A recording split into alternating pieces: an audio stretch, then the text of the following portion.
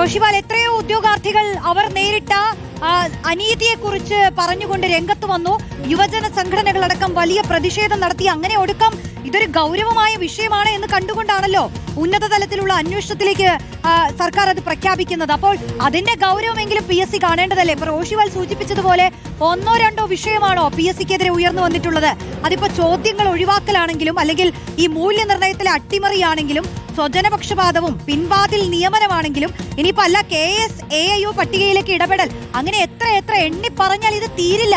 അപ്പൊ അങ്ങനെ ഒരു ഘട്ടത്തിൽ എങ്ങനെയാണ് PSCക്ക് ഇങ്ങനെ നിരുത്തരവാദപരമായി ഒരു വിമർശനം നടത്താൻ കഴിയുന്നത്?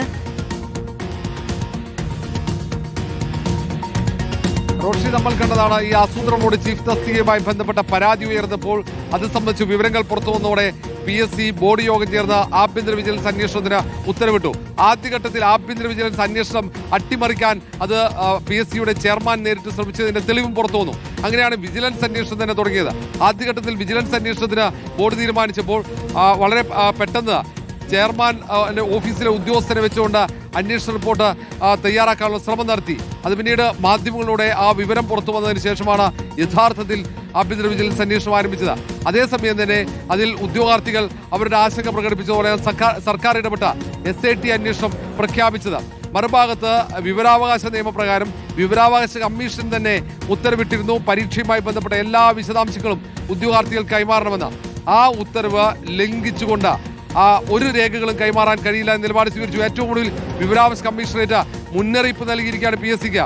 ഏതെങ്കിലും തരത്തിൽ ഈ ഉത്തരവ് ലംഘിച്ച് മുന്നോട്ട് പോയാൽ വിവരാവകാശ നിയമം അനുസരിച്ച് കടുത്ത നടപടി ബന്ധപ്പെട്ട ഉദ്യോഗസ്ഥനെതിരെ സ്വീകരിക്കുമെന്നാണ് ഇപ്പോൾ ഏറ്റവും ഒടുവിൽ വിവരാവകാശ കമ്മീഷൻ PSC സെക്രട്ടറിക്ക് നൽകിയ കത്തിൽ പറയുന്നത്.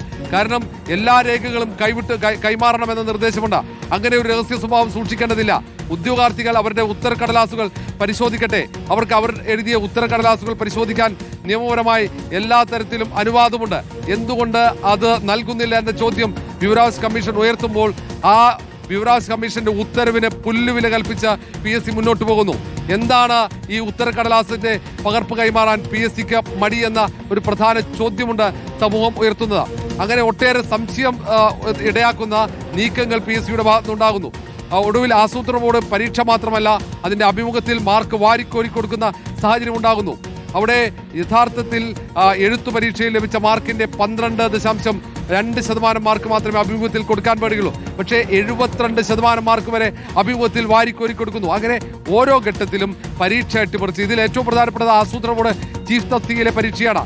ഇടത് സഹയാത്രികനായ ഒരാളെ നിയമിക്കാൻ വേണ്ടിയാണ് ഇത്തരമൊരു നീക്കം നടത്തിയെന്ന് പോലീസിന്റെ അന്വേഷണത്തിൽ, ക്രൈംബ്രാഞ്ചിന്റെ അന്വേഷണത്തിൽ കണ്ടെത്തിയിട്ടുണ്ട്. അതുകൊണ്ടാണ് അവിടെ ഗൂഢാലോചനയും അട്ടിമറിയും SIT സ്ഥിരീകരിക്കുന്നത്. അവിടെയാണ് FIR രജിസ്റ്റർ ചെയ്യാനുള്ള തീരുമാനം. നിരവധി തെളിവുകൾ ഇതിനോടകം തന്നെ SIT ശേഖരിച്ചു കഴിഞ്ഞു. ഇനി സുപ്രധാനമായ തെളിവ് ശേഖരിക്കേണ്ടത് PSC ആസ്ഥാനത്തെ പരീക്ഷാ വിഭാഗത്തിലെ കമ്പ്യൂട്ടറിലാണ്. ആ കമ്പ്യൂട്ടർ ശാസ്ത്രീയ പരിശോധനയ്ക്ക് വിധേയമാക്കാൻ വിട്ടു നൽകാൻ PSC തയ്യാറാകുന്നില്ല. അവിടെയാണ് നിയമോപദേശം തേടാൻ വേണ്ടി SIT തീരുമാനിച്ചത്. ആ കമ്പ്യൂട്ടർ പിടിച്ചെടുക്കാൻ വേണ്ടി PSC നൽകുന്ന വിശദീകരണം ആ കമ്പ്യൂട്ടറിലാണ് എല്ലാ പരീക്ഷയും നടത്തുന്നത്.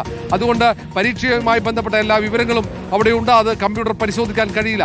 ഇപ്പോൾ വാർത്താക്കുറിപ്പിൽ പറയുന്നത് കമ്പ്യൂട്ടർ പരിശോധിക്കാൻ അനുവാദം നൽകിയിട്ടുണ്ടെന്നാണ്. അങ്ങനെ വ്യത്യസ്തമായ ഘടകവിരുദ്ധമായ വിശദീകരണമൊക്കെ നൽകിക്കൊണ്ട് വീണ്ടും ഉദ്യോഗാർത്ഥികളെയും മാധ്യമങ്ങളെയും കുറ്റപ്പെടുത്തി PSC മുന്നോട്ട് പോവുകയാണ്. അതാണ് റോഷിപാൽ പറഞ്ഞതുപോലെ ഇത്രയേറെ ആരോപണങ്ങൾ ഉള്ളപ്പോൾ ഒരു അന്വേഷണം നടക്കുന്ന ഘട്ടത്തിലാണ് PSC അതിന് കീഴിൽ നടന്ന പരീക്ഷാ ക്രമക്കേടിൽ പരാതിക്കാരെയും മാധ്യമങ്ങളെയും ഇപ്പോൾ വിമർശിക്കുന്നത്.